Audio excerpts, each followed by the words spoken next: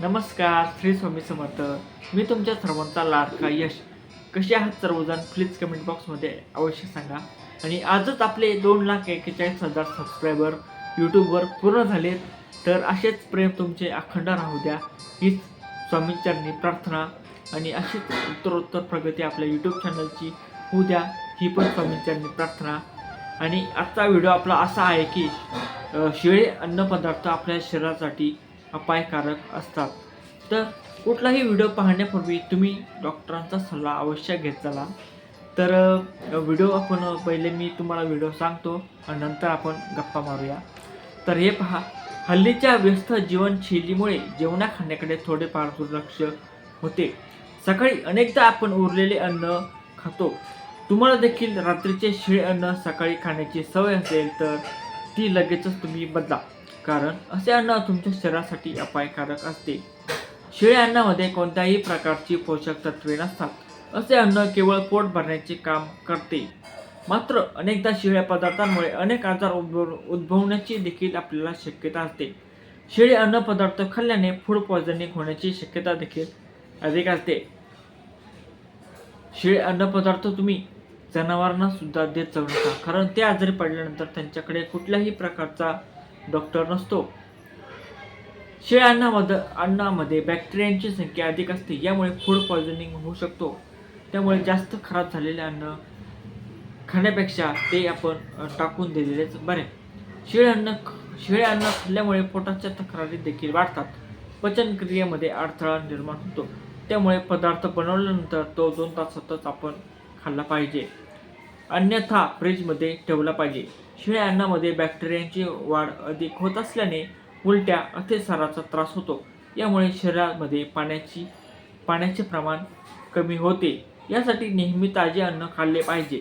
कधीकधी अशा पदार्थांमुळे viral infection होण्याची देखील शक्यता असते. त्यामुळे शिळे किंवा जास्त खराब झालेले अन्न तुम्ही खाऊ नका. आणि म्हणजे त्याचे योग्य प्रकारे तुम्ही त्याचे कंपोस्ट खत देखील तयार करू शकता. म्हणजे अन्नाचा अपमान देखील होणार नाही. जनावरांना देखील तसे अन्न तुम्ही देऊ नका. तर आपण आता बघणार आहोत की यूट्यूबचा प्रवास 2-3 वर्षापूर्वी जेव्हा मी कॉलेजला टीचिंगला होतो तेव्हा यूट्यूब चॅनल चालू केलं होतं. ते पण माझ्या विद्यार्थ्यांच्या हट्टापायी. ते म्हणायचे की सर तुम्ही एखादं तरी यूट्यूब चॅनल तयार करा. तर मी असंच सहज यूट्यूब चॅनल तयार केलं. आणि यूट्यूब चॅनलचा मागचा मोटिव्ह माझा असा होता की मला ॲटोमोबाईल म्हणजेच गाड्यांविषयी यूट्यूब चॅनल तयार करायचं होतं. पण त्याच्यासाठी खूप खर्च लागणार होता.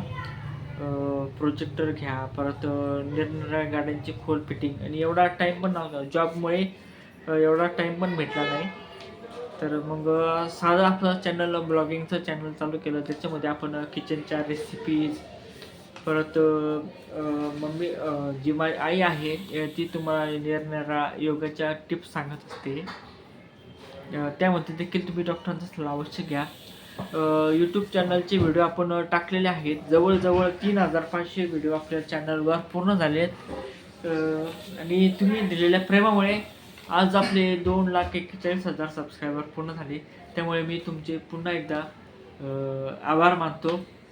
आणि स्वामींचरणी एवढीच प्रार्थना आहे की अशीच उत्तरोत्तर प्रगती तुम्हा सर्वांची देखील होत राहावी. तर तर आता आपण कुठे होतो? तर यूट्यूब चॅनल तयार केले.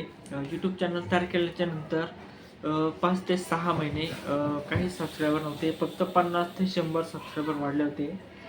नंतर जसे मी शॉर्ट्स व्हिडिओ टाकत गेलो. शॉर्ट्स व्हिडिओ टाकल्यानंतर म्हणजे जर तुमचा देखील यूट्यूब चॅनल असेल आणि तुमचं यूट्यूब चॅनल ग्रो होत नसेल तर तुम्ही मोठे व्हिडिओवर फोकस करा. पण तुम्ही अधिक म्हणजे शॉर्ट्स व्हिडिओ टाका. आणि शॉर्ट्स व्हिडिओ टाकण्याचा टाईम म्हणजे दुपारी 3 वाजता आणि संध्याकाळी 10:30 वाजता तुम्ही शॉर्ट्स व्हिडिओ टाका. शॉर्ट्स व्हिडिओला #shorts, #YouTube shorts, #short speed या हॅशटॅग तुम्ही अवश्य टाका.